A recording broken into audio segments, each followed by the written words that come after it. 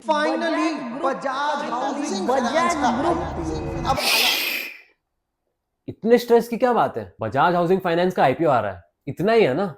आज आपको आईपीओ में अप्लाई करने के लिए जो भी इंफॉर्मेशन की जरूरत है सब मिल जाएगा इस वीडियो से, वो भी विदाउट एनी स्ट्रेस या शोर। तो देर किस बात की, तो चलिए शुरू करते हैं।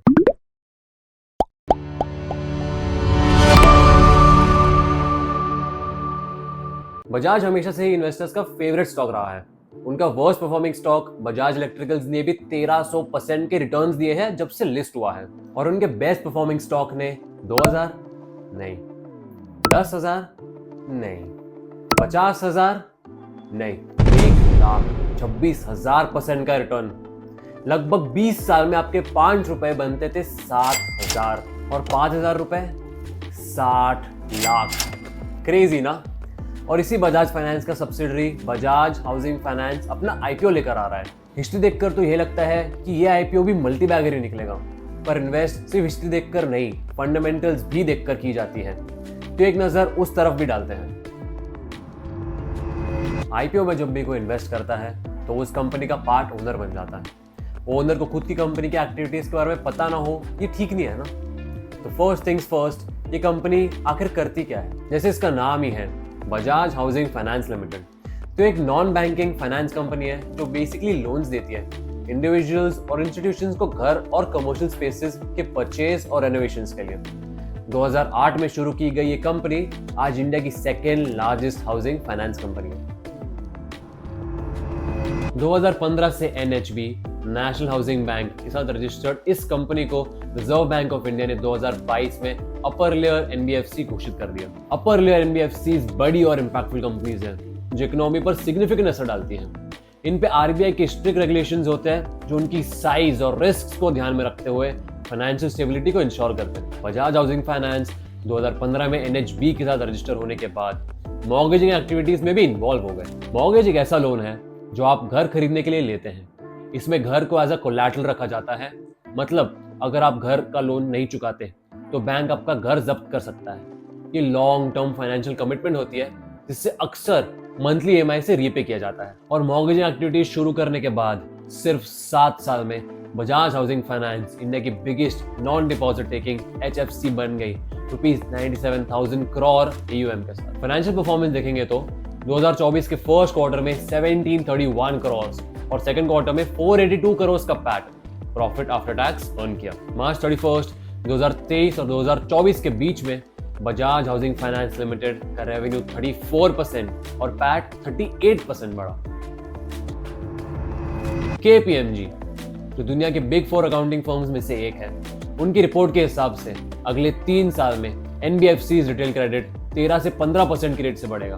मतलब हर साल 13 से 15% ज्यादा लोन दिया जाएगा रिटेल कस्टमर्स को। इसका मतलब है कि एनबीएफसीज मार्केट में ज्यादा एक्टिव हो रही है और रिटेल कस्टमर्स के बीच डिमांड भी बढ़ रही है। इससे एनबीएफसीज की रेवेन्यू और प्रॉफिट भी बढ़ सकता है, लेकिन साथ ही रिस्क भी बढ़ेगा अगर बोरोवर्स लोन चुकाने में असफल होते हैं तो।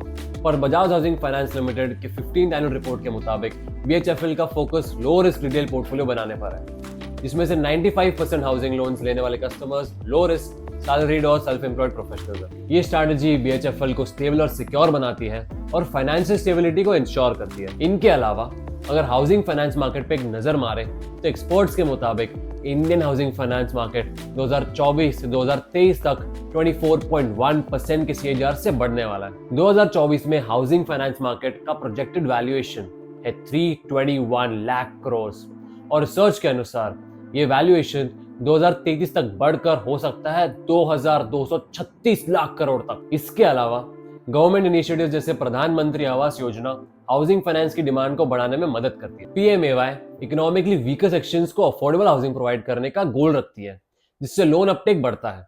इस स्कीम के तहत बेनिफिशियरीज को इंटरेस्ट सब्सिडी मिलती है जो घर खरीदना आसान बनाती है। ये स्कीम इको फ्रेंडली घर और महिलाओं के नाम पर घर खरीदने को भी प्रमोट करती है। इससे लो इनकम ग्रुप्स को घर मिलता है और हाउसिंग फाइनेंस मार्केट की ग्रोथ होती है, जिससे ओवरऑल इकोनॉमी को भी फायदा होता है।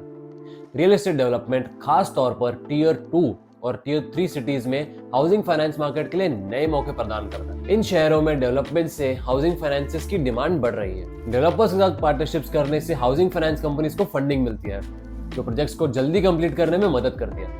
इंफ्रास्ट्रक्चर इंप्रूवमेंट और नए एम्प्लॉयमेंट अपॉर्चुनिटीज से लोगों को घर खरीदने की प्रेरणा मिलती है। इन सब फैक्टर्स से हाउसिंग फाइनेंस मार्केट की ग्रोथ होती है, जिससे नए इन्वेस्टर्स को अट्रैक्ट किया जाता है। अब कंपनी के फंडामेंटल्स और इंडस्ट्री के बारे में तो जान लिया, पर मेन सवाल का जवाब तो अब भी बाकी है।